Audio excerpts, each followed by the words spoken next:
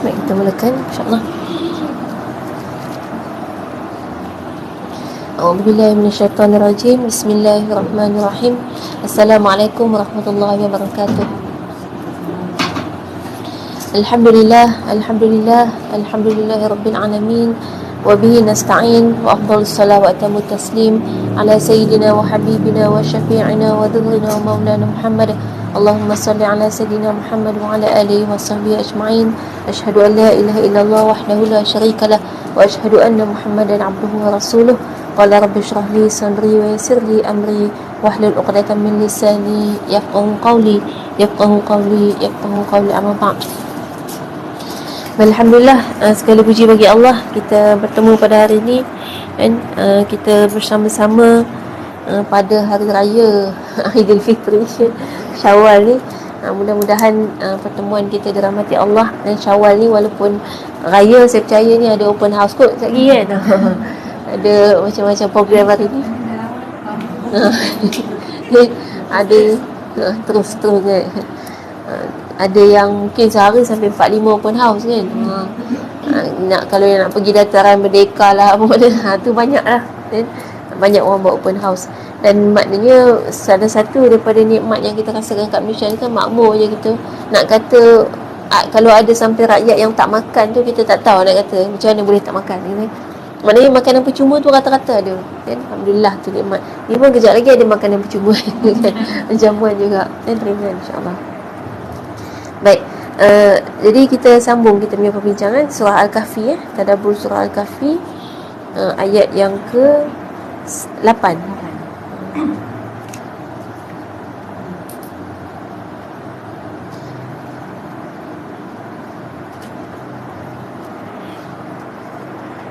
Baik, ayat yang ke-8, a'udzubillahi minasyaitonirrajim. Wa inna laja'iluna ma 'alaiha sa'idan juruza. Maksud dia, dan sesungguhnya kami benar-benar akan menjadikan pula apa yang di atasnya menjadi tanah rata lagi tandus. Baik, kalau kita ambil sepatah-sepatah, wa inna, dan sesungguhnya kami, laja'iluna. Perkataan la ni kena baca pendek ni tajwid. Kalau baca panjang makna tidak, la ada alif kan, makna tidak. Tapi kalau la saja dengan pendek tu makna dia sesungguhnya. Jadi makna beza kan. Laja'iluna maknanya sesungguhnya akan menjadikan ma'alaiha, apa yang ada di atasnya, iaitu bumi, sa'idan, sebagai satu bentuk tanah rata kan? Juruza kan? Yang tidak ada tumbuh-tumbuhan padanya. Bahasa kita sebut sa'idan juruza ni kita panggil tanah gersang ataupun padang jarak, padang terkukuh. Cerita Mansuri tu. Ataupun kita katakan bumi yang Waalaikumsalam warahmatullahi, bumi yang sama sekali tak ada apa-apa.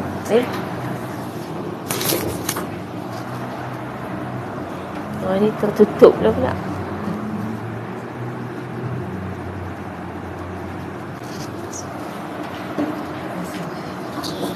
Baik, jadi maknanya kalimah sa'i dan juruza kan, ni kalau ikut Quran saya ni dia sebenarnya dia mufradatul Quran. Jadi makna perkataan-perkataan. Baik, kalau kita ambil makna perkataan ni, sa'idan dijelaskan sebagai turaban sa'idan zahiran ala wajhil ardi. Maknanya tanah yang zahir dan yang ada di atas muka bumi. Jadi kalau sebut sa'idan maknanya tanah yang rata yang ada atas muka bumi. Jadi makna kalau tanah misalnya bukan atas bumi lah, atas apa? Atas awan. Kutlah ada tanah atas awan, ada bukan kan? Jadi bila kata sa'idan juruza maknanya Allah nak bagi tahu gini kan, bumi ni satu hari nanti dia akan binasa. Jadi yang kita duduk elok-elok ni kan, kita duduk kat sini atas kapet-kapet ni nanti hancur. Bahkan bumi ni macam kapet ni, dibayangkan cara hancur dia adalah bumi ni umpama pemaidani yang kemudiannya nanti digulung macam tu saja. Bayangkan digulung tu kita ada atas tu. Tapi kalau kapet ni kecil je, gulung kita boleh ke tepi kan. Yang bumi ni adalah memang tempat hamparan yang kita duduk atas ni, dia akan digulung sampai hancur binasa semua yang ada dalam dia. Baik, persoalannya Ada orang tanya gini, kenapa Allah cipta bumi ni cantik-cantik? Cantik kan bumi ni kan? Ada banyak pemandangan-pemandangan. Tapi lepas tu Allah hancurkan. Ada jawapan. Dan kenapa dicipta bumi cantik-cantik, lepas tu dia hancurkan? Macam buat apa cipta? Macam kita lah buat rumah kan, mahal-mahal ni, buat rumah mahal dengan decoration dia, dengan finishing, dengan lantai mama, dengan apa, tiba-tiba ada Swarovski pula kat dinding kan, mana tahu kan. Lepas tu dengan segala, kita kata perah otak, perah tenaga kita betul-betul nak bina sebuah rumah yang sangat cantik bagaikan mahligai. Siap je rumah tu, kita runtuhkan. Pelik kan? Jadi kenapa Allah buat bumi cantik-cantik lepas tu dimusnahkan? Ini ada orang tanya memang.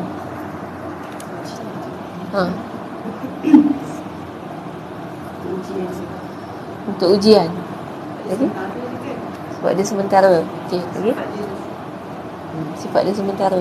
Tu tahu mana sementara ke ujian tu? Betul memang dari Quran lah. Jadi masa Allah ciptakan bumi ni, Allah cipta sekali dengan manual dia. Jadi Allah ciptakan dunia, ciptakan tumbuh-tumbuhan, ciptakan manusia, ciptakan semua yang ada atas dunia ni sekali dengan manual. Manual nak bagi tahu bumi ni apa dia punya sifat. Jadi yang akan tahu dan faham dan juga dia akan guna, kendalikan betul-betul bumi ni dengan cara yang betul adalah orang yang belajar je. Orang yang baca manual lah. Macam kita kan, ada handphone kan. Biasa mak-mak tak baca manual dia. Jadi mahal mana pun handphone kita pandai WhatsApp, call, message. Tu je. Lepas tu buka lah sikit Facebook kan, buka TikTok, YouTube kan. Tu je. Tahu-tahu handphone kita tu rupanya boleh untuk jadi CCTV, misal kata lah kan. Kita tak tahu pasal tak baca manual. Biasa anak-anak ni lah yang tahu kan. Apa-apa, Nah tolong tengok mak punya handphone ni. Kan? Sebab dia tak baca manual, tapi dia belajar daripada kawan-kawan kan, daripada media. Dia belajar sebab dia nak tahu. Jadi kadang dia lebih tahu function kan? Function handphone kita daripada kita sendiri kan? Sebab belajar. Jadi maknanya sama juga, bumi ni Allah cipta dengan manual dia. Jadi sejak dia diciptakan, Allah dah bagi tahu kenapa bumi dicipta, untuk apa kan. Dan walaupun kita kata cantik bumi ni, indah, bukan senang ni, tak ada manusia boleh buat, tapi bagi Allah benda tu mudah. Jadi it's nothing lah kan, kita kata sekadar nak memusnahkan balik bumi ni, yang Allah boleh cipta dengan begitu mudah. Bagi kita je susah sebab kita lemah. Jadi bila Allah cipta tadi bumi ni dengan tadi yang disebutkan sebagai ujian, memang dalam Quran Allah bagi tahu, dalam ayat ni pun nanti kita akan jumpa. Dan lepas ni nanti disebutkan macam mana sebelum ni kita dah tengok ayat 7 sebelum ni, disebutkan dunia bumi ini Allah ciptakan sebagai perhiasan. Memang sifat dia sementara untuk jadi ujian kepada kita. Jadi cara kita nak duduk atas bumi ni, jangan anggap kita duduk bumi ni selama-lamanya. Kita bukan akan duduk atas dunia ni selama-lamanya sampai kita boleh kaut segala-gala dan kita nak cari semua yang kita nak kat dunia. Apa dia yang manusia suka cari? Kaya, kan? Bahagia, kan? Apa lagi? Popular. Kan? Dapat tu tiga-tiga, kaya, bahagia, popular. Sebelum ni harta, takhta, wanita, tiga tah. Sama je tu sebenarnya kan. Itu yang orang cari. Semua cari kat dunia. Padahal benda tu tak ada kat dunia. Kalau ada, dia akan musnah. Jadi maksudnya kaya, kalau orang cari kekayaan, setara mana nak kaya? Manusia paling kaya dalam dunia pun tak rasa tak puas hati lagi. Apalagi kita yang paling tak kaya dalam dunia kan. Maknanya kita yang tak ada apa-apa, kita rasa tak cukup. Dan kita tak akan rasa puas hati sampai bila-bila pun. Jadi kalau kita kat dunia ni cari kekayaan, kita tak akan dapat sepuasnya. Kita tak akan puas. Berapa pun kita tak akan puas. Dia tengok kan, kalau sekarang ni lah, katalah dah ada rumah, ada kereta. Tapi kan kalau tiba-tiba ada orang nak bagi kita hadiah kereta sebiji lagi, nak tak? Nak sangat lah orang nak bagi kan. Kita kata tak nak lah kereta, nanti susah nak bayar road tax lah, maintenance. Tak apa, dia kata tak apa, saya bayar semua. Nak kan? Nak. Lepas tu dah ada pula kereta sebiji lagi. Tiba-tiba adalah seorang orang kaya, orang bilioner ni, dia datang jumpa kita nak bagi hadiah jet peribadi. Lagilah nak kan. Boleh pergi umrah, tak payah beli tiket. Pergi mana-mana negara ikut suka hati kita. Maknanya memang tak puas lah, walaupun kita kata kita okey je sekarang, tapi masalahnya kalau orang bagi nak juga. Kan, tak boleh tipu lah kita. Itu memang manusia, sebab manusia dia tak ada masalah sebenarnya. Ada keinginan tu tak ada masalah. Itu maknanya normal kita sebagai manusia. Yang masalahnya bila kita tak boleh kendalikan keinginan tu, sampai kita membazir, sampai kita akhirnya buat dosa untuk dapatkan keinginan-keinginan tu. Baik, tu maknanya konsep dunia ni, maknanya Allah cipta dia, memang Allah dah bagi tahu dia ni hanya hiasan, dia hanya untuk uji kita, dia sifatnya memang sementara. Jadi bila dah bagi tahu macam tu awal-awal, sebab tu kita menikmati dunia ni pada kadarnya, kan? Pada kadar yang Allah tetapkan. Kaedahnya adalah apa pun yang kita nikmati dalam dunia ni adalah untuk buat ibadah. Jadi kalau dapat rumah elok, dapat duduk rumah, ada rumah, kita boleh duduk rumah elok-elok kan, maknanya kita tak adalah gelandangan kan, sampai kena duduk atau koridor lah, kena kejar dengan polis kan, sebab tidur rata-rata. Kita ada tempat yang elok, maka itu kita nak jadikan sebagai jalan untuk kita lebih mudah ibadah. Kan orang kalau tak ada rumah, nak solat pun dia kena cari tempat, nak kena fikir. Tiap kali nak solat kena fikir nak solat kat mana. Macam kita lah kalau pergi travel kan, pergi musafir, kalau negara bukan Islam, tak ada masjid, tak ada surau, susah nak cari. Saya pernah dekat Afrika Selatan, South Africa, kami sewa kereta berdua. Ni maklumat, siapa nak pergi berjalan sana, kat sana boleh sewa kereta tanpa lesen lain. Lesen Malaysia boleh pakai, sebab dia negara Commonwealth. Tapi ni pengajaran juga. Saya tak bawa kad kredit masa tu, kad debit je ada. Rupanya dia kalau sewa kereta pakai kad debit jadi mahal. Dia nak kad kredit juga, sebab apa-apa jadi dia boleh tarik duit kan. Kalau debit ni ada limit kan. Waktu tu terpaksa lah pakai jugalah kad debit, mahal sikit. Baik, bila dua orang pergilah bawa kereta dekat Afrika tu, ada Google kan, kita pakai Google Map lah.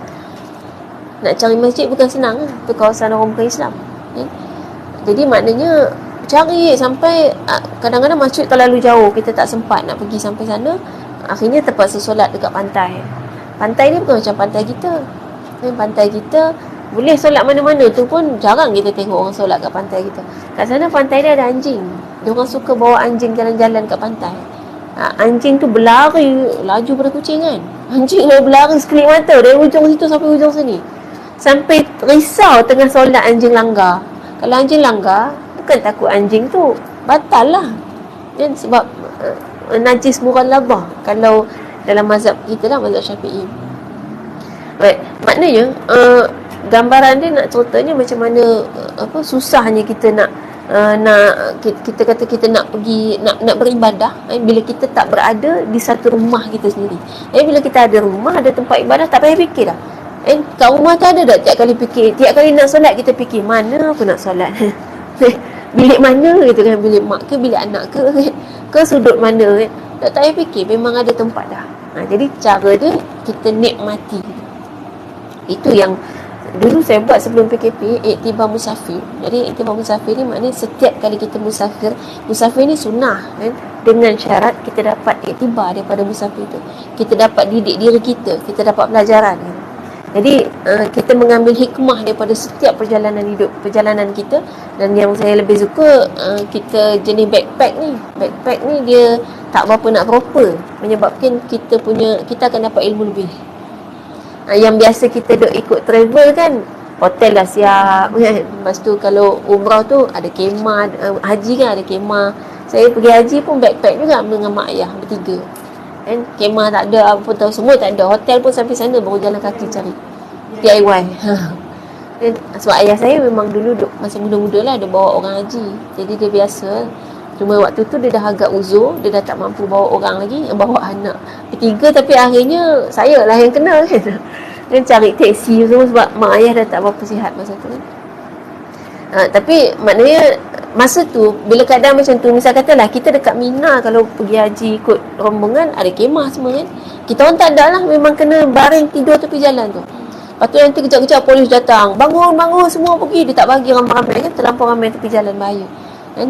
Nak kosongkan kena halau, bangunlah kita jalan, ngantuk-ngantuk kan, jalan lagi cari lagi tempat mana boleh duduk kan. Duduk lama tak lama kena halau lagi. Dia kena halau tu sebab Kalau dibiarkan terlampau ramai orang tidur tepi jalan, malam-malam sesak jalan tu, orang tak boleh lalu.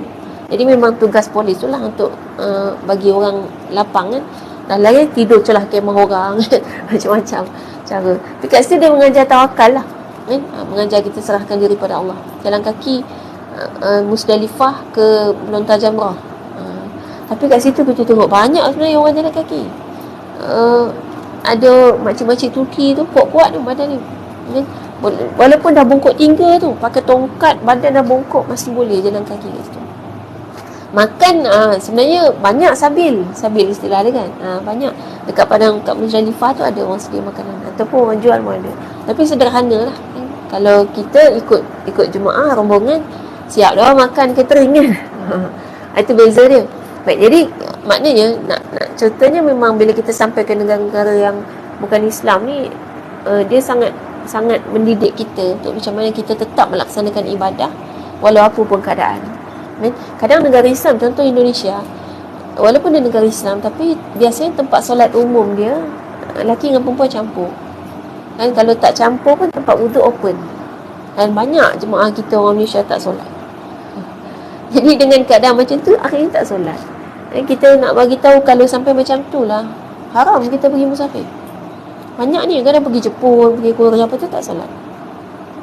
Ada seorang tu dia datang kuliah, balik dari Korea tu, dia balik tu dia bagilah oleh-oleh sambil dia suta. Dia kata dia rasa sedih sangat sebab dia pergi sana 5 waktu qada kat hotel.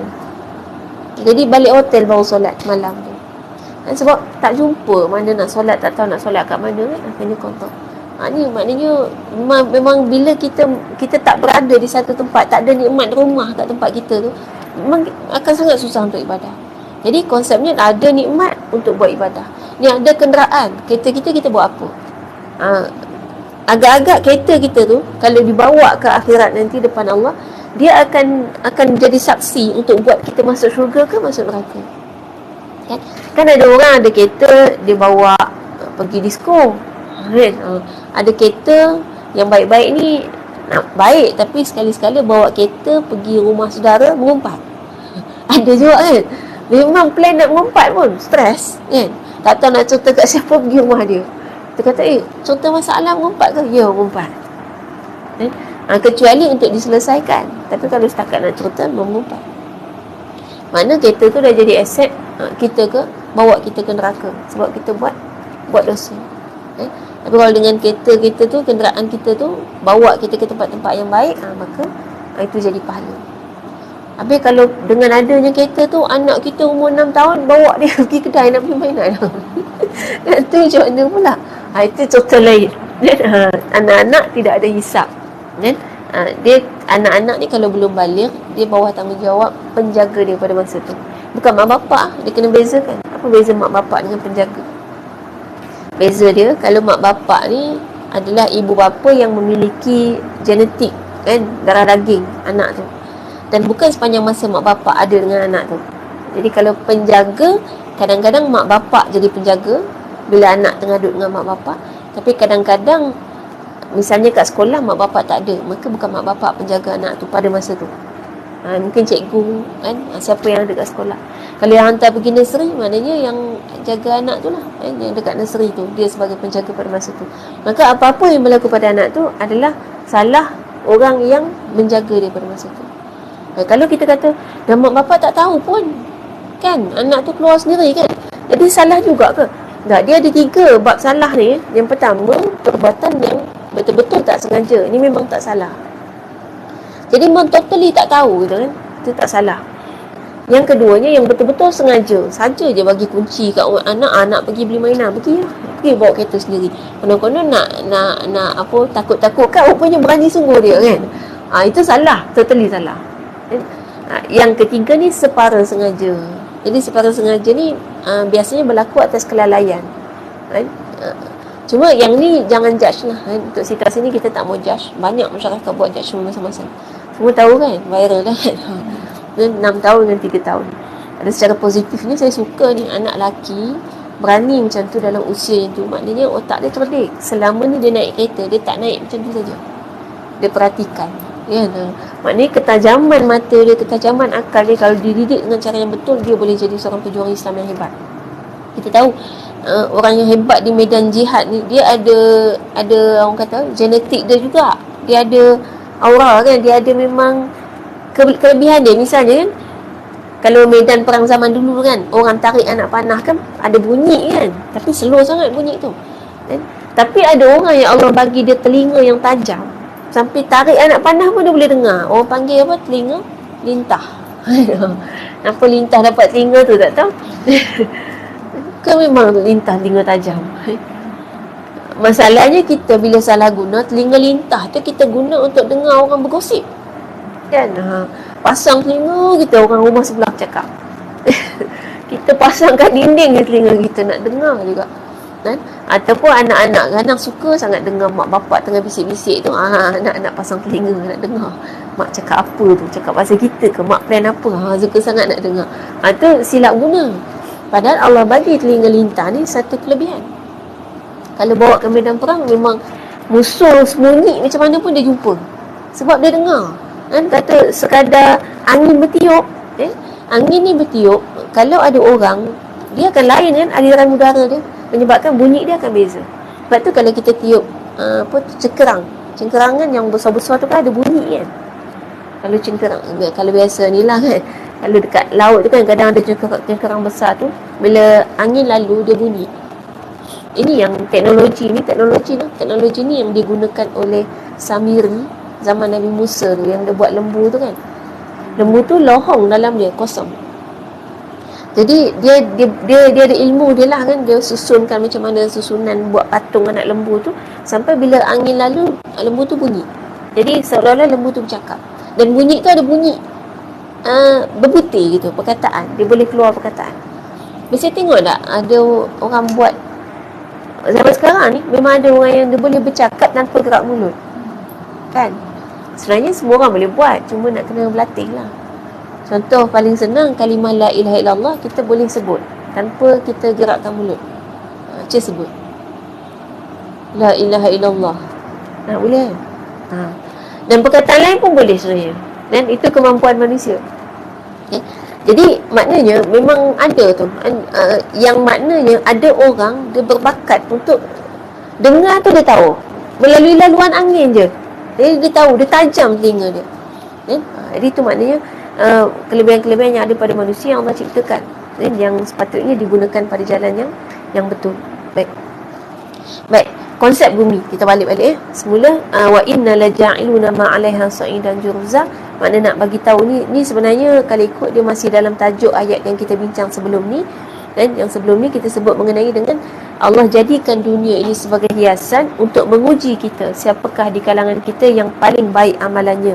Dan juga kemudian setelah selesai ujian tu masing-masing, maka bumi ini akan dibinasakan. Jadi itu tujuan dunia diciptakan. Jadi ujian yang macam mana, tu kita kena belajarlah daripada firman Allah, daripada hadis Nabi SAW. Bumi ni dicipta memang untuk ujian, sama ada ujian kesenangan atau kesusahan kan. Jadi semua yang ada di sekeliling kita semua ujian. Walaupun mungkin kita kan kalau tanya apakah cita-cita kamu, kan, cita-cita apa? Biasa kalau anak-anak ni kita tanya cita-cita, apa cita-cita? Pilot. Kan memang jawapan dia akan pekerjaan. Sebab kita ditanamkan macam tu. Kita dulu pun masa sekolah sama juga, ya? Biasanya cita-cita kita ni benda yang kita nampak depan mata. Kenapa nak jadi pilot? Tak tahu. Ke best naik atas hawan ni. Apa yang kita tengok kan, mungkin tengok di YouTube lah tu kan, tengok duk atas hawan seronok kan. Jadi biasanya apa yang kita tengok depan mata. Dulu paling banyak cita-cita kita, generasi kita ni paling banyak nak jadi cikgu. Sebab cikgu dia kita tengok depan mata tiap-tiap hari. Masa tu tak ada gadget, tak tengok lagi video-video satu dunia ni duk buat apa. Paling banyak nak jadi cikgu. Lepas tu doktor, yang selalu sakit tu nak jadi doktor lah. Sebab selalu jumpa doktor. Polis, yang tu biasanya nak jadi polis ni dia yang suka smart-smart. Jadi dia nak jadi polis sebab nak pakai baju tu je kan. Dia bukan tahu pun polis buat apa. Dia suka kemas kan? Tengok baju polis smart, kemas, dia nak jadi polis. Yang kita tengok depan mata kan? Sebab selalu nampak polis. Masa tu tak ada orang nak jadi angkasawan kan? Sampailah Datuk Muzaffar muncul, tiba-tiba cita-cita angkasawan, kan. Lepas tu mulalah sekarang cita-cita YouTuber, TikToker, kan. Dah bertukar. Maknanya kita dipengaruhi oleh benda yang kita tengok depan mata, kan. Dan itu bukan yang sebenar pun. Kalau kita hari ni ingat balik tak? Ingat tak? Darjah 1 dulu, masa orang tanya cita-cita jadi apa, ingat tak apa dia? Apa dia? Doktor. Hari ni rasa siapa tahu nak jadi doktor masa tu, kan. Kan dia rasa complicatednya, susahnya gitu, kan. Dan hari ni lagi lah doktor-doktor banyak menganggur lah, kan. Sebab nak kurangkan bajet, banyak yang akhirnya dah tak bekerja, kan. Baik, maknanya kita dipengaruhi oleh apa yang kita lihat, kan. Dan walaupun kita ada cita-cita macam tu atas dunia ni, tapi kena ingat itu bukan yang final. Yang tu je kena tune, kena ubah, bukan final. Sebab dulu kita diajar macam final, kan. Itulah sekolah ni belajar sampai universiti berpuluh-puluh tahun belajar atas bangku sekolah tu, bangku universiti, hanya untuk jadi pilot, hanya untuk jadi cikgu, hanya untuk jadi doktor. Lepas tu nanti bila kita lepas pencen baru kita fikir balik, loh, kalau dulu hidup untuk jadi doktor, hidup untuk jadi pilot, hidup untuk kerja ni, habis sekarang nak buat apa? Dah pencen. Baru tahu rupanya bukan itu sebenarnya hala tuju hidup kita. Itu hanya perantara. Jadi boleh jadi pilot, tapi itu bukan cita-cita utama. Pilot hanya sebagai perantara. Cita-citanya untuk melakukan kebaikan. Cita-citanya untuk beramal soleh, kan? Cita-citanya untuk beribadah. Jadi kalau jadi pilot ni, satu kebaikannya, kita boleh buat satu keunikan. Di kapal terbang kita ada announcement waktu solat. Kita boleh atur, kita boleh suruh orang buat announcement tu, kan. Dalam kapal terbang kita, kita boleh bila kita boleh kita boleh aturkanlah supaya akhirnya penerbangan tu menjadi satu penerbangan yang dirahmati Allah, yang selama ini dimurkai Allah. Kenapa? Banyak maksiat dalam kapal terbang. Belum cerita arak ada dalam kapal terbang dan dihidangkan. Kalau kita tak minum pun dalam kapal terbang tu ada. Cerita auratnya lagi, pramugara, kan. Pramugara insya-Allah lah tak buka aurat, kan. Yang pramugari tu memang kena dah pakaian dia gitu dah, kan. Takkan bolehlah pakai jubah longgar-longgar. Nanti dia kata mengganggu laluan, kan. Kita lalu jubah terbang kan, kena customer, passenger kanan kiri kena marah, tak boleh. Jadi sebenarnya penyelesaian memang eloknya pramugara, gitu. Kalau boleh pakai tutup aurat, itu lebih baik lah, kan. Entah macam mana nak susun aturkan, tutup pulang.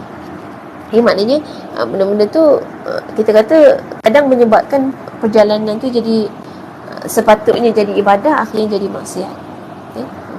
Dia masalah pramugari pakai macam tu untuk kita perempuan tak apa. Dia tunduk kat depan kita pun, kan. Dia tunduk kat kita tak apa, dia tunduk kat orang depan kita, kan. Apa jadi, kan. Depan mata kita tu apa dia, kan. Untuk kita perempuan memang tak ada masalah, kan. Kalau normal lah, kan. Normal tak ada masalah. Tapi orang lelaki, dah lah dia nak pergi haji, kan. Lepas tu dengan keadaan dalam kapal terbang macam tu, kan, maknanya menyebabkan lemahnya iman. Dan sebenarnya di situlah kita kata ujian atas dunia ni. Jadi walaupun nak buat ibadah, masih ada ujian-ujian dia. Jadi satu hari bila dunia ni semuanya dihancurkan, dengan kata lain, bumi ni akan jadi gersang. Tak ada satu apa pun yang boleh tumbuh atas dunia ni, kan? Masa tu lah, jangan sampai masa tu baru kita tersedar, kan?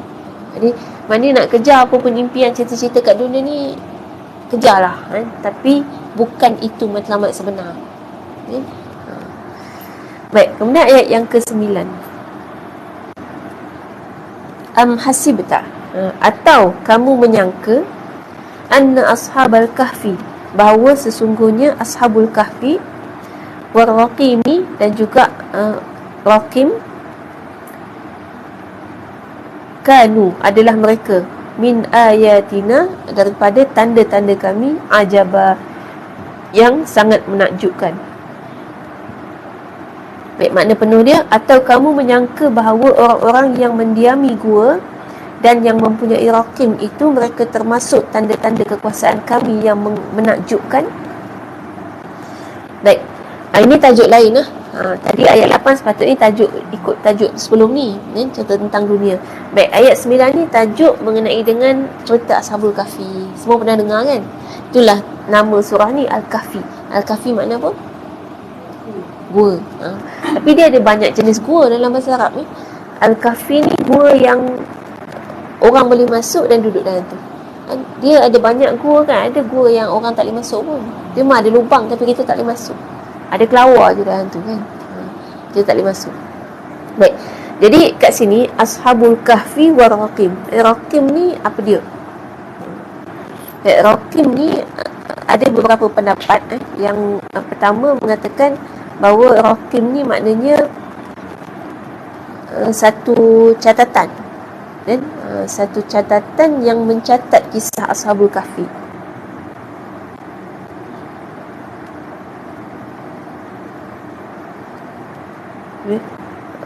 Ada yang mengatakan Raqim ni nama satu lembah.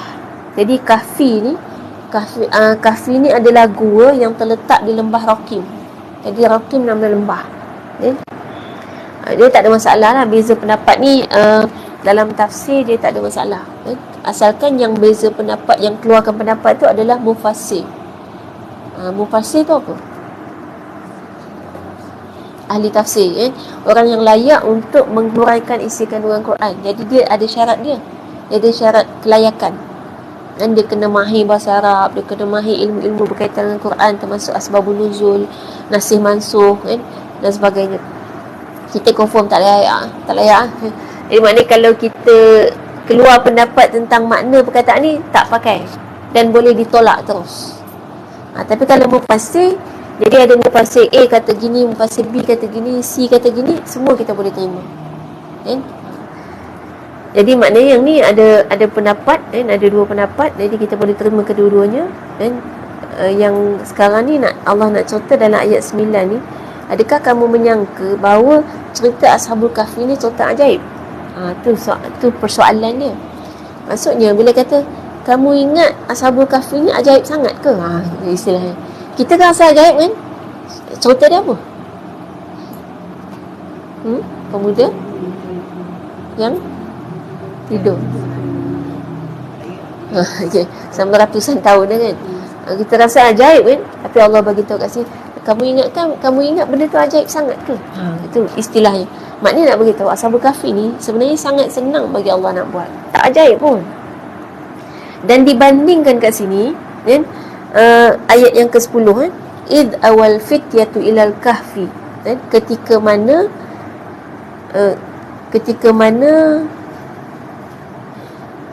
mereka itu berdoa. Mereka tu al-fityah tu maknanya pemuda-pemuda. Ketika mana pemuda-pemuda itu masuk ke dalam gua untuk berlindung, faqalu, maka mereka berkata ataupun mereka berdoa, Rabbana atina min ladunka rahmah, wahai Tuhan kami, berikanlah rahmat kepada kami dari sisimu. Wahayyi lana min amrina rasyada, dan juga berikanlah kepada kami petunjuk yang lurus dalam urusan kami. Baik, makna penuh dia. Dan tatkala pemuda-pemuda itu mencari tempat berlindung ke dalam gua, lalu mereka berdoa, wahai Tuhan kami, berikanlah rahmat kepada kami dari sisimu dan sempurnakanlah bagi kami petunjuk yang lurus dalam urusan kami.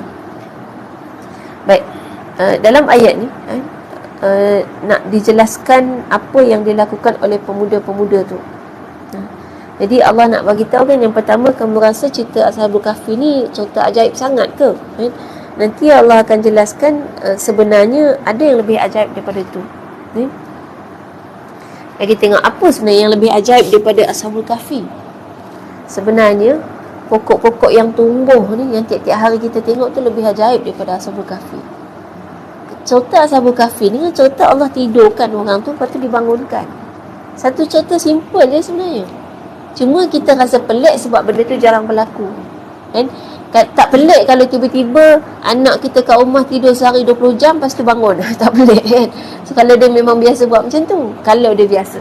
Tapi kalau tak biasa, tiba-tiba hari tu 20 jam dia tidur tak bangun-bangun, kita akan mulalah check kan, hidup lagi ke budak ni? Kan? Kita akan mula risau sebab tak biasa, pelik je benda tu. Tapi Pelik ke sebenarnya manusia tidur? Bukan dulu baby memang 20 jam tidur. Kan? Tak pelik bila baby yang buat. Jadi, maknanya yang istilah pelik bagi kita tu benda yang kita tak biasa tengok. Kan? Tak biasa jumpa. Hari ni, kalau kita ikutkan lah, kalau nak ikutkan muka ikan, kan? Pernah tengok muka ikan kan? Muka ikan apa yang paling kita selalu tengok? Ikan kembung. Hampir setiap hari dan setiap kedai ada kan ikan kembung.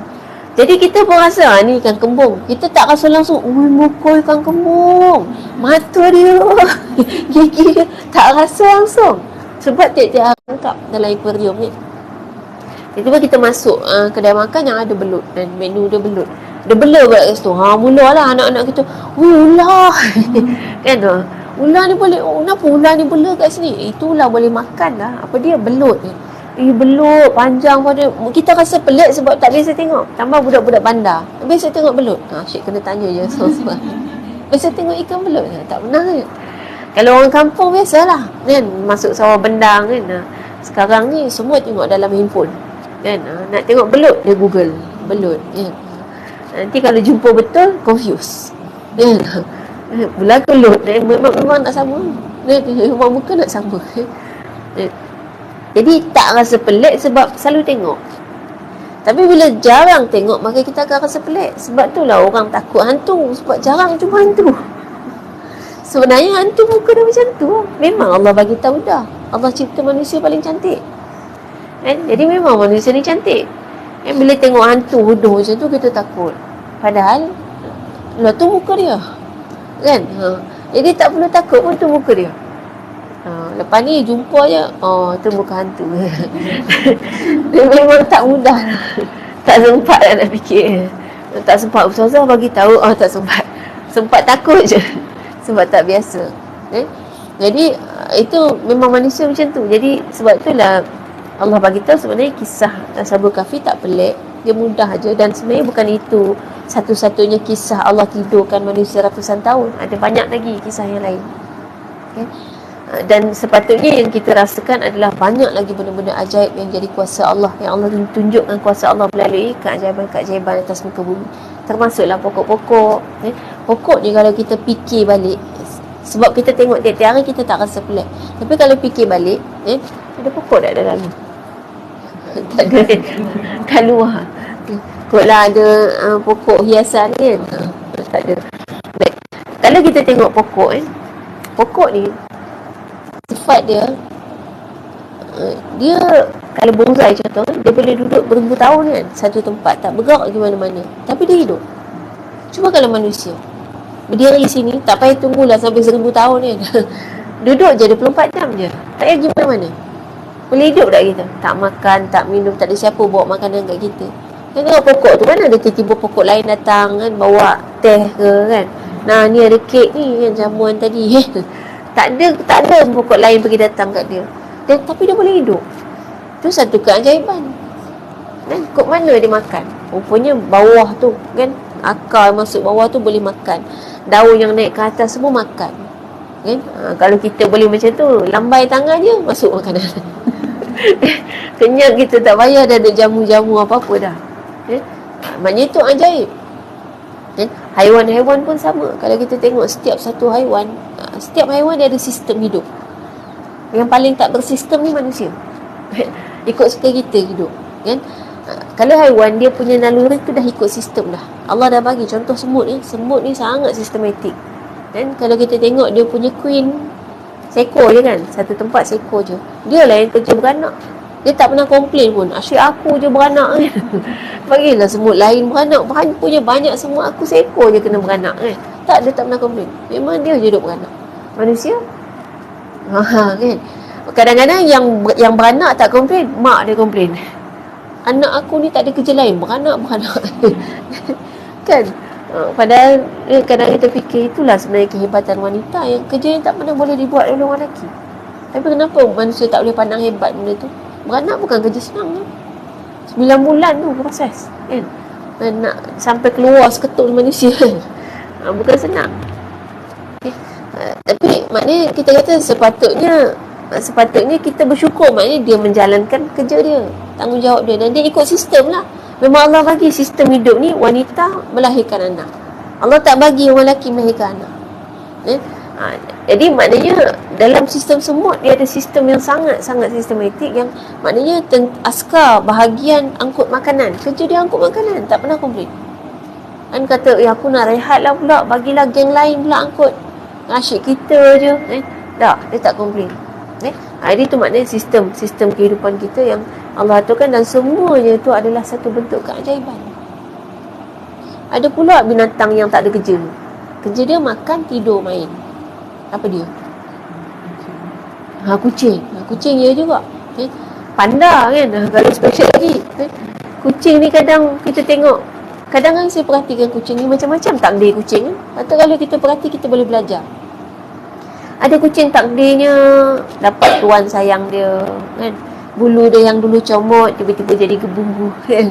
Yang dulunya makan tak apa-apa, kutik-kutik tepi jalan, kalau nak makan pun sampai kena campak batu dengan orang kan, terpaksa curi-curi, tiba-tiba dapat tuan yang bagi dia makan makanan yang paling sedap kan, makanan yang menyebabkan dia sentiasa berselera kan.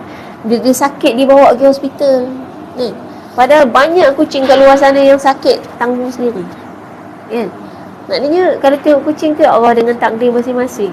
Ada kucing comel, tapi orang semua tak mau dia, dicampak sana, campak sini, dibuang sana, dibuang sini. Padahal comel je bulu dia. Ada kucing biasa-biasa je, tapi tuan dia gendong. Siap pakai penggendong baby kan, digendong je macam baby. Dan sekarang banyak kucing jadi artis kan. International. Ada kucing kat Malaysia yang viral sampai Indonesia kan, dipanggil kucing kan. Kucing tu tak tahu apa-apa pun tapi nasib dia dengan hanya buat muka comel, main, makan, tidur, dia boleh hidup dengan sangat mewah kan. Ni yang kadang-kadang ada manusia yang boleh fikir, kalau lah aku jadi kucing tak payah dah kerja susah-susah, orang bela kan, sebab comel. Sebenarnya manusia pun ada juga macam tu. Ada manusia yang Allah bagi dia rupa paras yang elok, sampai dia gunakan rupa paras tu untuk cari duit, tak payah buat apa-apa. Tapi biasanya itu maksiat lah dan dosa Jadi maknanya kalau ada manusia yang buat macam tu, dia tak beza dengan haiwan Jadi ni nak kata, maknanya kalau kita tengok kan kejadian haiwan ni satu keajaiban yang Allah ciptakan. Dan ada pula binatang tak payah buat apa-apa boleh hidup. Ada binatang yang kerja keras tapi orang bunuh-bunuh dia. Semut tu kan, kerja keras dia, tak pernah tengok dia rehat. Ada pernah tengok semut lepak-lepak naik atas dapur, melepak kejap lah kan. Ataupun pergi tepi pantai ke jalan-jalan dia sentiasa buat kerja, tapi orang nak bunuh dia, padahal dia buat kerja.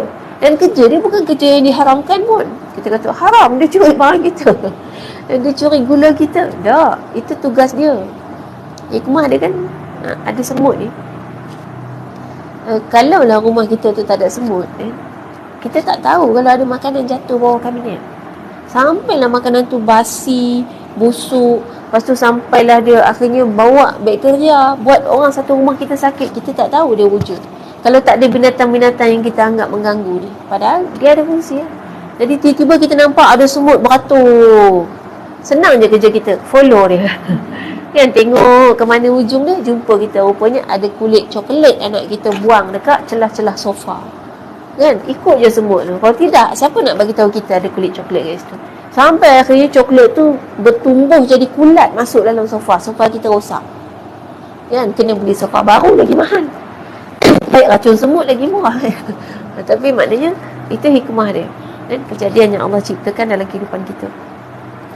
Jadi kemudian doa ni doa yang dibacakan oleh Ashabul Kahfi. Jadi Ashabul Kahfi ni pemuda kan, Fitiah ni maknanya pemuda, bukan perempuan nampak tabulat tu kan, biasa tabulat perempuan. Tak, Fityatun maknanya pemuda-pemuda yang dalam gua tu dia baca Rabbana atina min ladunka rahmah wa hayyi' lana min amrina rasyada. Ni doa dia, doa mohon, ni kita boleh baca lah, doa untuk mohon petunjuk daripada Allah. Jadi ini dalam ayat yang ke-10 ayat 10 tu, id awal fityatu ilal kahfi faqalu, doa dia start daripada Rabbana. Rabbana atina min ladunka rahmah wa hayyi' lana min amrina rasyada. Baik, doa ni Ashabul Kahfi baca masa bila? Masa dia buntu. Dia dalam situasi kan masa tu raja dia raja yang kafir kan. Jadi dia susah hati ni, tak tahu nak buat apa, macam mana cara nak jaga iman kita.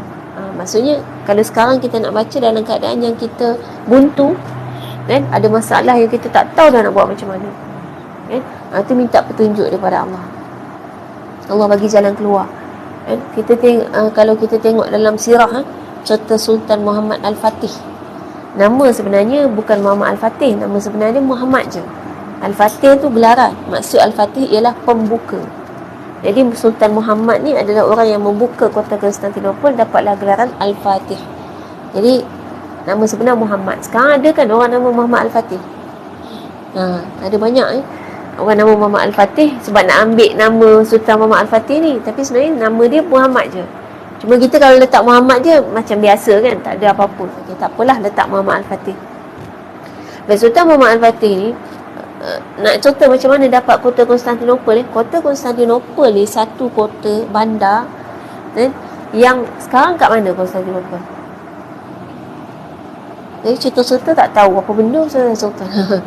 Kat Turki. Dekat bandar mana? Istanbul. Istanbul. Jadi dia kalau pergi Turki, insya-Allah saya nak pergi tahun ni. Dia bukan pergi jalan-jalan lah, dia ada kita apa? Ada pengajian ilmu, menuntut ilmu. Baik, anak saudara saya ada kat sana 2 orang.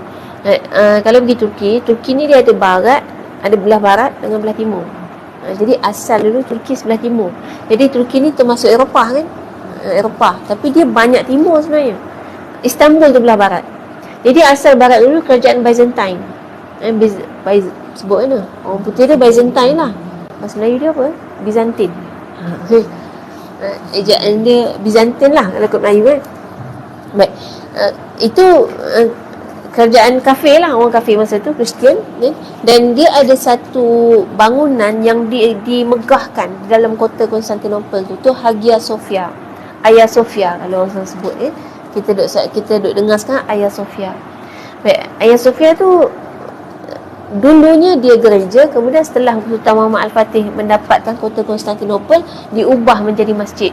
Tapi sebenarnya bukannya ubah macam tu saja, ini perlu faham sejarah. Sebenarnya Sultan Muhammad Al-Fatih beli bangunan tu.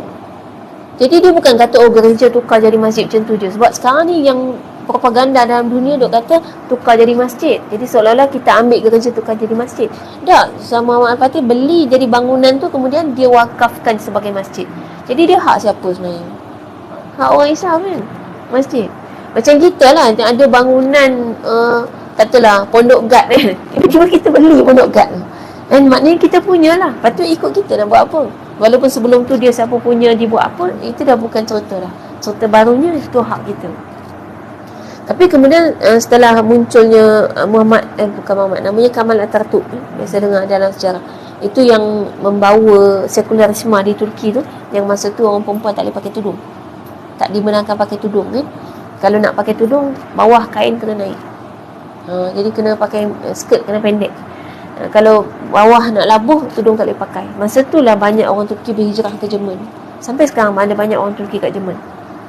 Sebab Jerman walaupun negara bukan Islam, tapi dia benarkan untuk tutup aurat.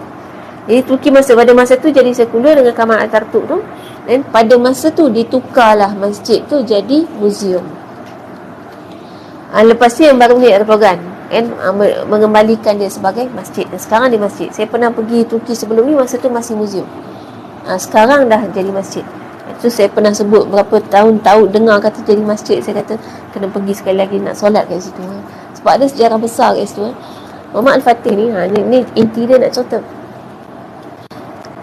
Mendapatkan kota Konstantinopel yang waktu itu Nabi janjikan kota ini akan didapatkan oleh orang Islam, dan sebaik-baik pemimpin adalah orang yang dapat menaklukkan kota tu. Maknanya sebaik-baik pemimpin terbaik adalah pemimpin kepada pasukan tentera yang akan dapat menakluk kota tu, dan sebaik-baik pasukan tentera adalah pasukan tentera yang akan mendapatkan kota tu. Maksudnya mereka ni diiktiraf oleh Nabi.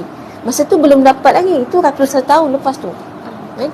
Jadi masing-masing sebenarnya, mula daripada sahabat Nabi yang dengar hadis tu, itu semua berusaha untuk dapatkan kota tu, dan semua gagal. Jadi bukan kata tiba-tiba Muhammad Al-Fatih dapat, dah usaha. Sebab teknologi dia. Jadi dia duduk kat satu kawasan macam dia ada kawasan laut sebelah sini, kawasan darat sebelah sini. Jadi benteng sebelah darat tu teknologi dia sangat hebat sampai tak dapat ditembusi. Dia punya teknologi tu, kalau misal kata kita nak naik ke atas tak dapat, ke atas semua nampak lah kan. Nak tembus ke bawah, dia kalau ada je apa-apa orang tembuk bawah tu, buat pergerakan kat bawah tu, di tembok tu akan ada satu pergerakan yang menyebabkan orang tahu kat bawah ada sesuatu. Jadi orang tak dapat tembus ke darat. Kod laut pun tak dapat tembus. Kalau ada kapal lalu je, sangkut. Dia ada rantai besar kat laut. Ilham macam mana Muhammad Al-Fatih dapat boleh tembus? Ilham tu. Jadi masa tu semua dah macam mana lagi cara ni kan? Nak tembus kod laut tak dapat, kod darat tak dapat, semua fail, gagal. Akhirnya Muhammad Al-Fatih mendapat ilham daripada Allah dalam mimpi.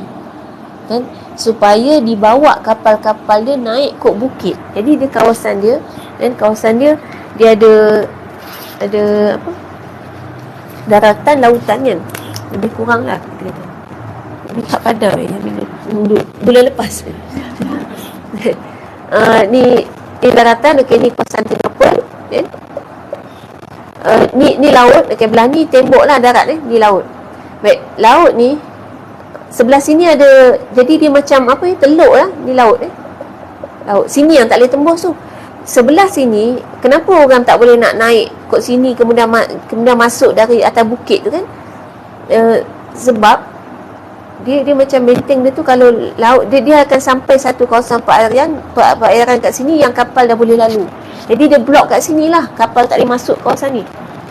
Baik, sini ni bukit-bukit Bukau. Jadi orang takkan, memang tak ada orang expect lah siapa boleh tembus ke Bukit Bukau, Gunung Ganang ni tinggi. Tapi apa ilham Muhammad Al-Fatih dapat? Bukan tentera yang naik atas gunung ni, kapal yang dinaikkan atas gunung. Macam mana cara buat naik kapal atas gunung? Gunung naik turun macam tu. Makan tenaga yang bukan main-main lah. Jadi ilhamnya adalah ditumbangkan pokok-pokok besar, disapu minyak zaitun kat batang pokok tu, dan kapal tu diseret naik. Jadi batang pokok tu jadi macam roda. Ni minyak zaitun kat Turki murah. Dia boleh buat sapu kat pokok je. Dan bahkan lampu pelita kat Turki pakai minyak zaitun. Kita minyak tanah tu, maknanya harga minyak tanah kita tu harga minyak zaitun dia. Jadi murah sangat. Dia makan minyak zaitun tiap-tiap hari tu biasalah. Kalau kita minyak zaitun satu sudu, ada dia punya takat dia tu kan, sebab mahal ni. Dia buat makan nasi macam biasa je, tak ada apa-apa. Salad dia bubur minyak zaitun. Benda tu murah. Kalau pergi sana tak makan buah zaitun, tak minum minyak zaitun, rugi. Sebab ada orang Malaysia pergi sana makan Maggi. Sarapan, memang sarapan dia, orang Turki suka makan sayur. Dia kalau nampak sayur tu, wow, macam nampak kek.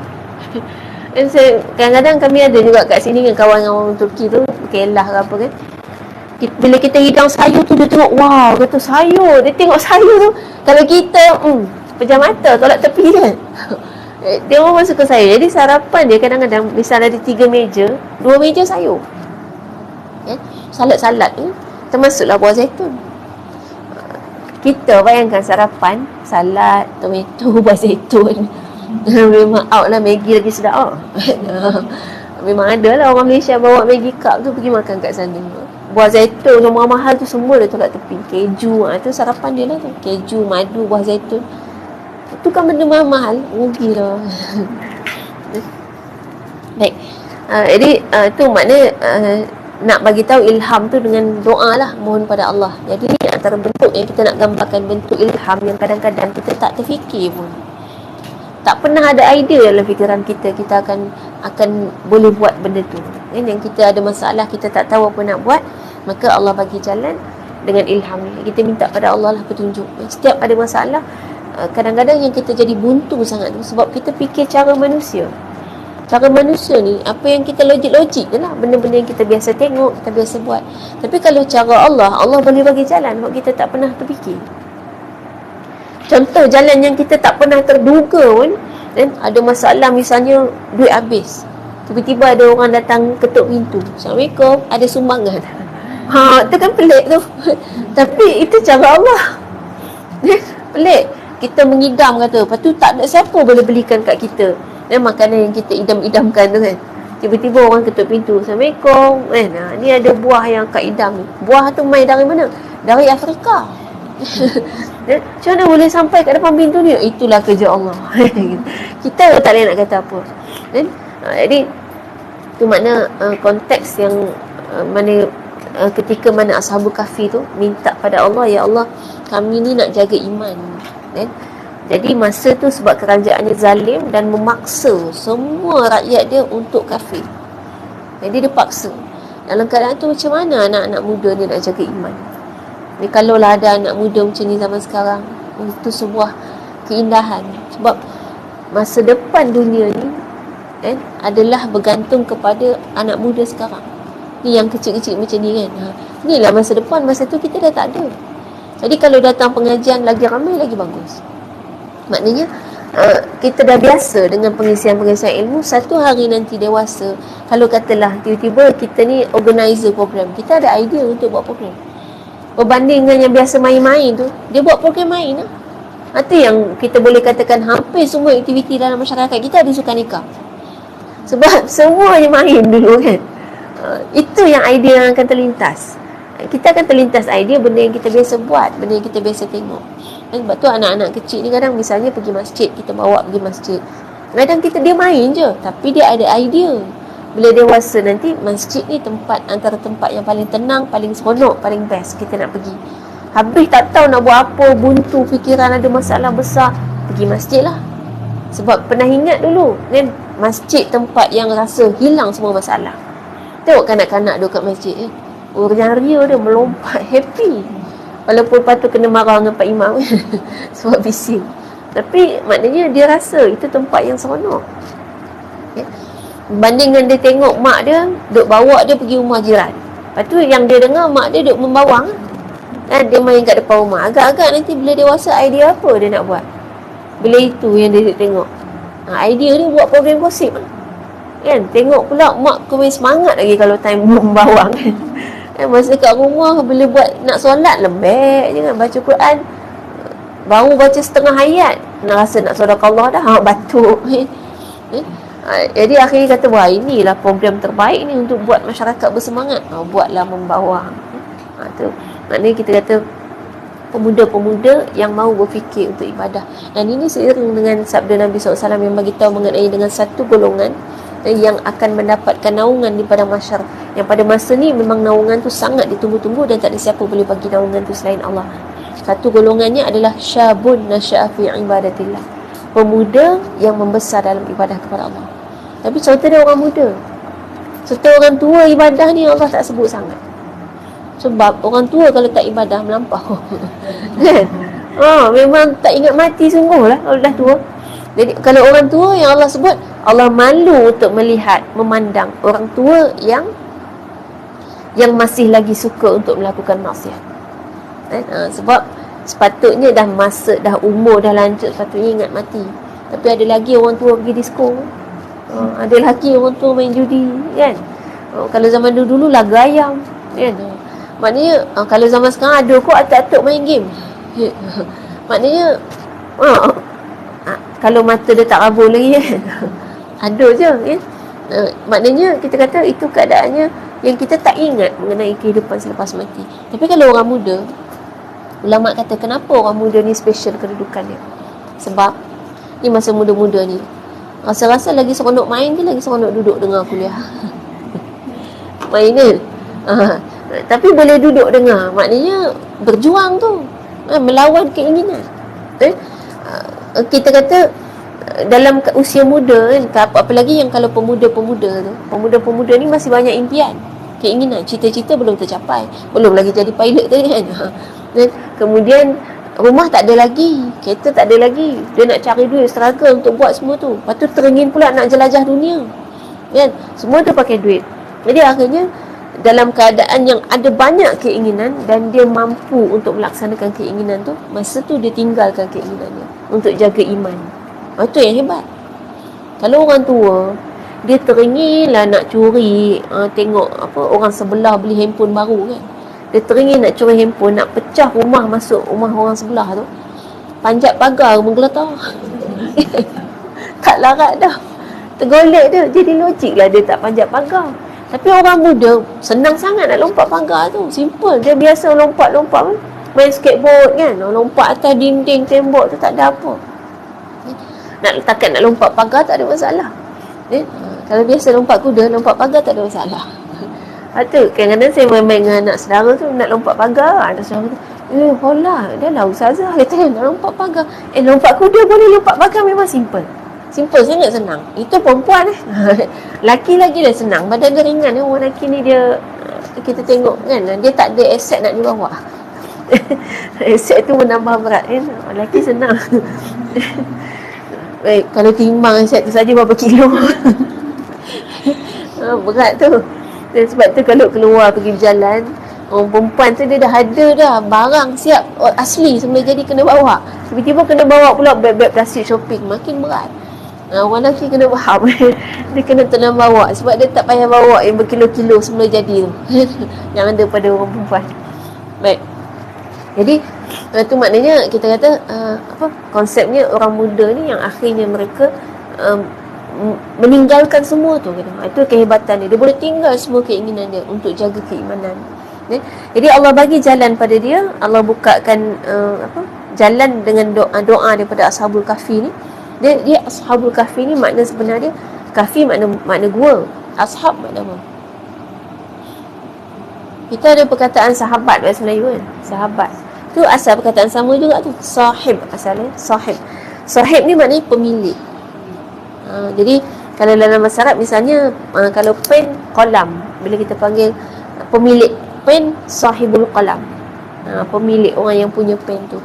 Sebab tu senang sebenarnya dalam bahasa Arab. Misalnya katalah ada orang berjalan, tiba-tiba pen dia jatuh tadi kan, pen dia jatuh, kita nak panggil dia, kalau kod kita panggil kayak gana, cik, encik, tuan, pakcik, makcik, kita kan tak tahu hala nak panggil apa.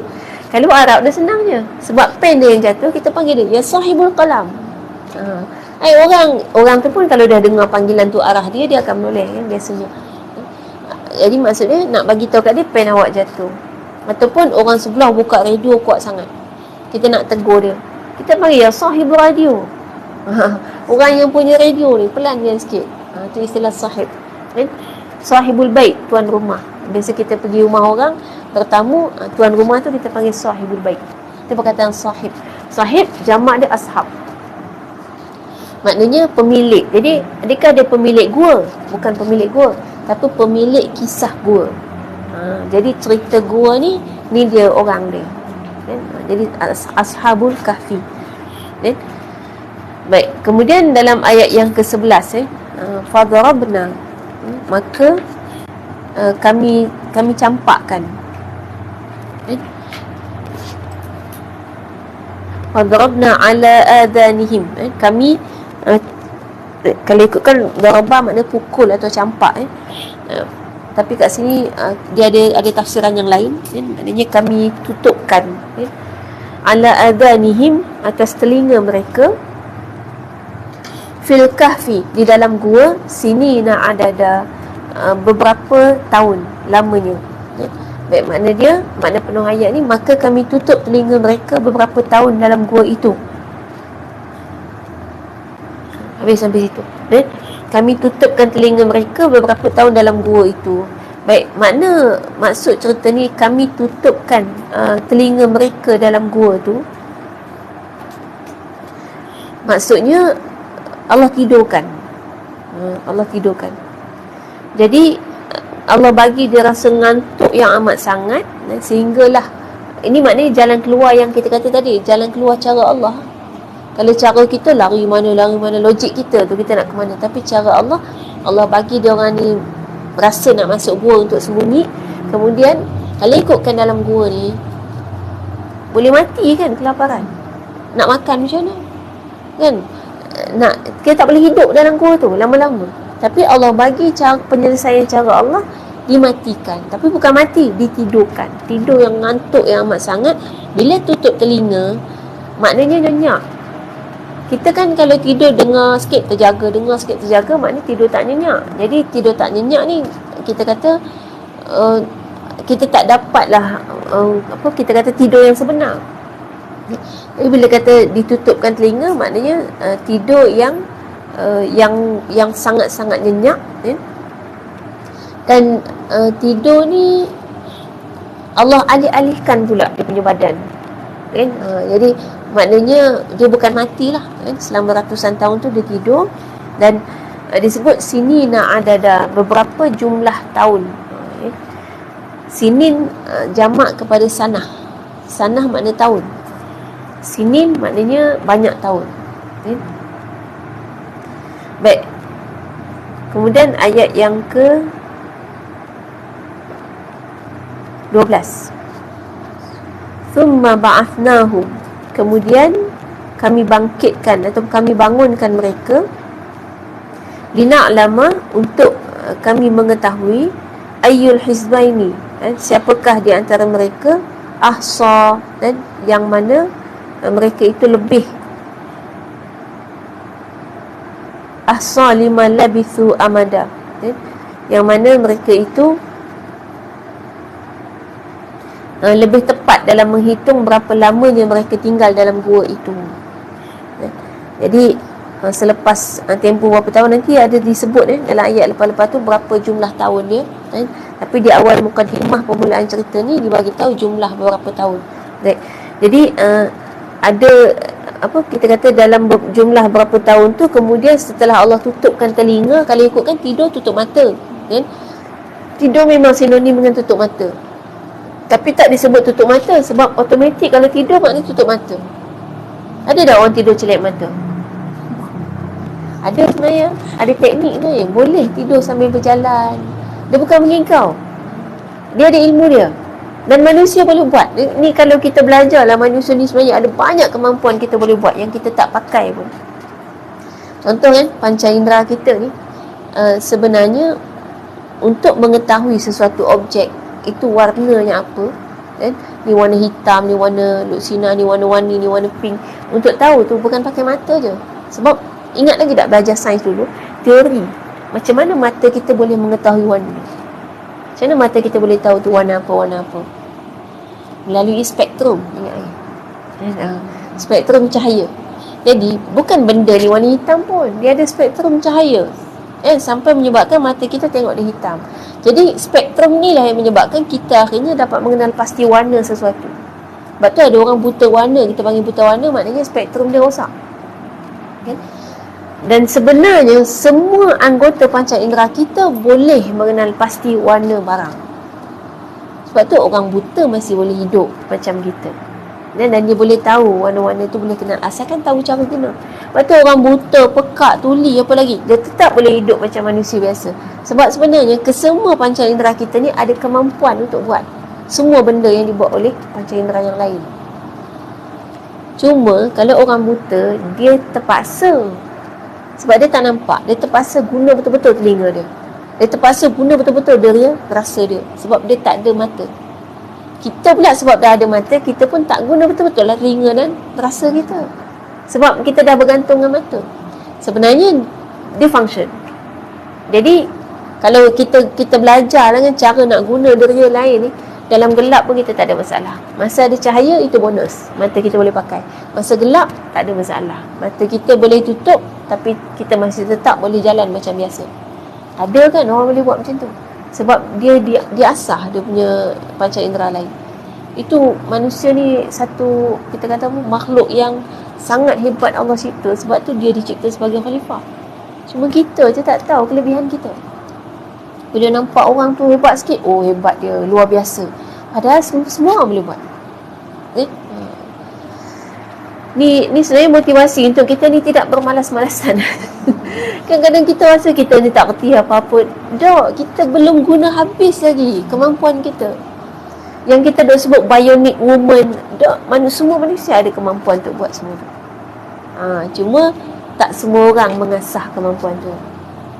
Macam kita katalah orang masuk taekwondo, lepas tu dia pandailah mempertahankan diri, kan? Adakah kita nak kata orang yang tak kerti pertahankan diri tu maknanya dia tak kerti nak buat macam mana?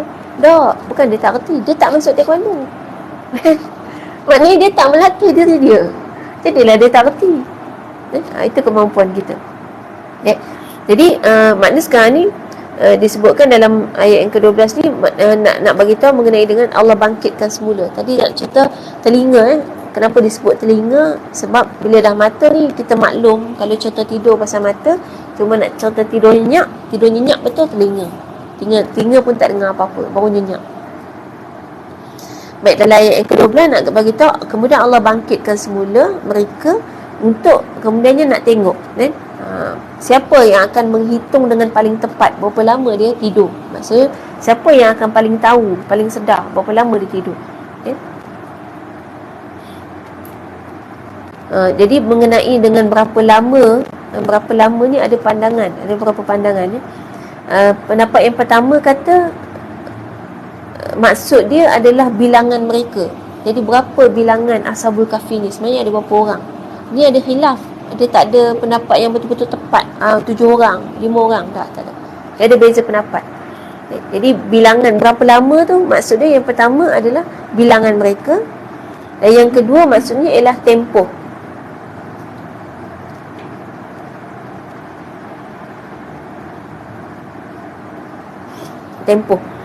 Jadi Allah bangkitkan semula mereka untuk mengetahui siapakah di antara mereka yang lebih dapat menghitung tepatnya, kan? Berapa lama mereka tidur. Maknanya agak-agak kan, kalau kita ditidurkan sampai sekian lama lah kan, ratusan tahun, kemudian bangun semula, boleh confuse kita tidur sehari ke, setengah hari ke, setahun ke, 2 tahun ke. Sebab apa boleh confuse? Sepatutnya kalau lama sangat kan, katalah sampai 10 tahun, kita tidur daripada umur 10 tahun sampai 20 tahun, bangun tidur tak terkejut. Sebab dulu kanak-kanak, sekarang dewasa. Bangun tidur, ni confirm bukan pagi sampai petang ni. Pasal dulu aku tak baling lagi kan. Bangun-bangun, baling dah kan. Dulu seorang lain kalau budak lelaki kan. Masa dulu seorang bangun tidur, garau pula dah. Ni confirm dah ni, tidur bukan sekejap-kejap ni, bertahun-tahun. Sebab ada perubahan fizikal. Tapi Ashabul Kahfi tak ada perubahan. Sebab tu dia confuse. Jadi dia tidur sebagai pemuda, dia bangkit juga sebagai pemuda. Sebab ada orang buat gambaran kan, sampai alis dia panjang. Sebab 300 tahun kan, ada orang boleh alis sampai panjang. Mana ada orang alis panjang? Alis kita tak tambah panjang kan. Orang cukur-cukur pun, yang duk cukur alis tu kan, tumbuh balik tak tahu. Tak tahu, tak ada pengalaman. Haram tu hukum dia cukur alis. Tapi kalau contoh alis tu boleh panjang sampai macam misai kan, itu tak ada. Alis kita memang tak panjang dah. Dia setakat tu je. Ya Allah bagi, kalau kita tengok keajaiban dalam badan kita, ada part bahagian tertentu yang bertambah panjang, ada bahagian tertentu tak tambah panjang. Jadi alis dan bulu mata kita tak bertambah panjang daripada zaman kanak-kanak sampai mati. Sampailah tua macam mana pun panjang tu. Bayangkan bulu mata panjang. Kalau nak gunting susah kan. Nak tengok pun terkedik-kedik mata kan, susah kan? Jadi lepas tu tiba-tiba pergi mana kan, terlupa bawa gunting, seminggu tutup mata kan? Tak nampak apa-apa kan? Mana Allah bagi mata kita dah, bulu mata dia tak pernah memanjang, setara tu je kan? Tapi dalam masa yang sama, pada anggota kita ada yang memanjang. Rambut pada duduk kat kepala yang sama kan, rambut memanjang pula kan?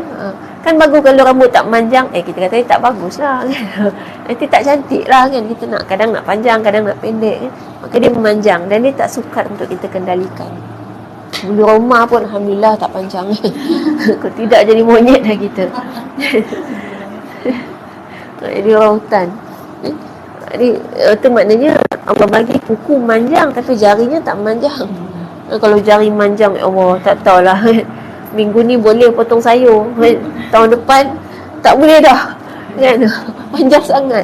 Jadi itu maknanya kita kata yang berlaku pada Ashabul Kahfi, satu keajaibannya adalah tidak berubah apa pun pada fizikal dia. Jadi sebab tu dia bangun, kata kita tidur setengah hari kot, setengah sehari kot. Sebab masa tu, masa dia tidur, matahari masih nampak, dan waktu dia bangun tidur pun nampak matahari. Kalau ikutkan, kita bila tidur kan, kita ada istilah makan badan kan. Kalau baby kan ada makan kepala, makan bantal lah. Makan kepala kan, jadi botak situ kan, tempat kawasan bantal ni. Belakang pun ada kesan. Baby ke? Orang dewasa? Orang tua? Bekso. Sebab yang mungkin dah uzur tak bangun-bangun kan. Dia makan, apa panggil tu? Makan tilam lah. Bekso lah orang putih kot Melayu tau. So tu. So kot Melayu. Eja kan Eja? B-A-C-K-S-O-R S-O-R S-O-R. Okay. Nanti boleh check dalam kamus. Ni, maknanya memang kalau ikut tidur memang ada lah bekso apa kan, makan bantal dan sebagainya. Tapi ni 300 tahun tak ada apa-apa. Jadi kaedahnya Allah balik-balikkan. Jadi kejap pusing kot tu, kejap pusing kot ni, dan cahaya matahari masuk. Badan kita ni kalau tak kena cahaya, dia rosak. Cahaya matahari ada vitamin kan.